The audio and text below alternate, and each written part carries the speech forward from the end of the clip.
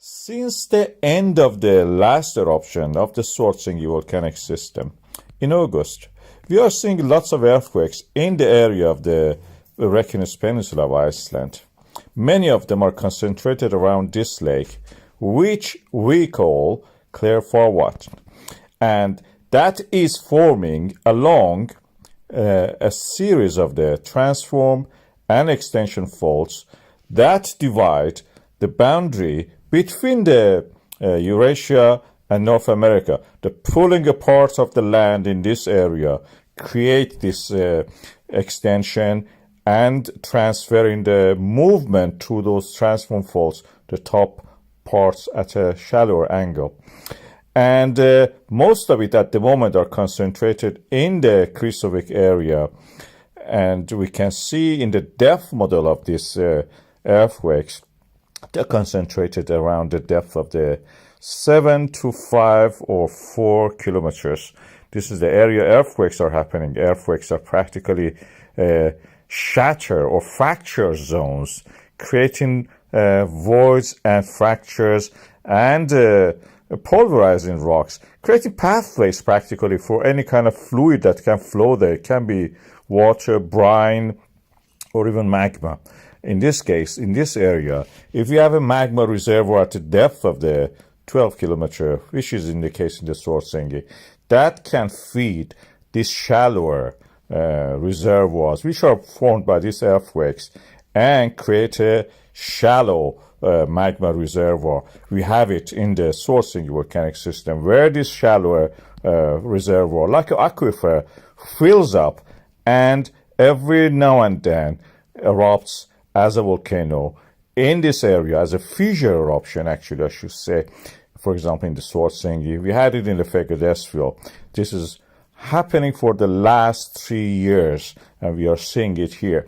There is a possibility we are seeing formation of this kind of reservoir for the magma, pulverized and fractured zone at a depth that can form a reservoir in the Krýsuvík area. This area is, of course, a volcanic system. Already we had eruption there, and there are lava fields associated to that, which extend for 50 kilometers, even approaching the town of the Reykjavík, the capital of the Iceland. This is a cartoon which shows what I have talked about in this area. And the extension, as we know, is happening in this fashion, that one eruption in one area, for example here, as you see in the lava flow marked, that's, for example, Sortsengi, eventually will lead to eruption in the adjacent area, which is this purple area in this map, and create another volcanic system. The Sortsengi may cease to erupt, but the Krýsuvík eventually will start and take over. As the eruption gets more difficult in the Sortsengi, Krýsuvík, building its reservoir, will be the next one to erupt. It may happen anytime next year, within 2-3 years, if we are lucky to witness this, or we should say we are unlucky. At the moment, we are seeing the building up of the magma reservoir without actually magma being inside it. This is just a reservoir, meaning a shattered zone of fractures, like aquifers for water, where any liquid can actually gather in that area. And we are waiting for that just to see what happens.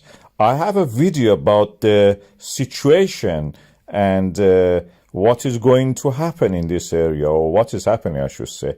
Please watch that also, which complements what I've said here. We have a series of earthquakes, about 17 of them, concentrated in a small area in the Reykjanes Peninsula of Iceland, around the lake Krýsuvík.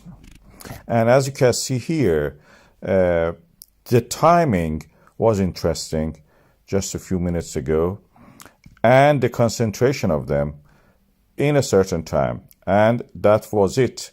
When we look at the data closely, we see the depth of them is interesting. I have marked them here. You can see the depth of the 5 to 7 kilometers, and the magnitude is written here. They're quite small, and when we plot them on a chart in 3 dimensions, you can see that they are restricted to a depth of the 7 to 5 kilometers, magnitude relatively bigger compared to what we have in this area, and in that area we don't have any earthquakes at the moment that is as big as that, although we have the Svartsengi swarm rising gradually in the middle. You can see that, and the location of them indicates these are related to the Krýsuvík volcanic system, a nasty big volcanic system. When the movement in this peninsula happens, the Krýsuvík and the adjacent volcanic systems, there are fault lines, they have to accommodate this. Through the transform faults, as you see here, and this is the jagged line of the transform fault and the normal faults. Transform faults are those ones in the black. I've marked them, the movements of them in the Eurasia and the North America. Eurasia is toward the right. When they pull apart like that, the earthquake happens. And this is the exact definition of this kind of, rupture. When such a thing happens, deep in the earth, these blocks of the rock, these slivers of the rock, down to the mantle of the earth, softened at the depth, of course, create these sudden jerky movements. We know they are not related to the magma movement, because when we look at the GPS data for this area, this is Krýsuvík data, you cannot see any change in the GPS data due to the accumulation and rising of the ground due to the accumulation of the magma. Adjacent station also doesn't show anything like that.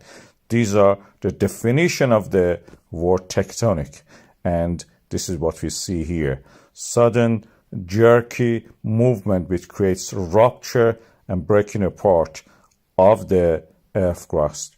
That is tectonic. This is the definition of the rupture, breaking or bursting suddenly. And this is the AI image created when you describe it. Such a thing, something like that. Of course, at the depth, no gap between them.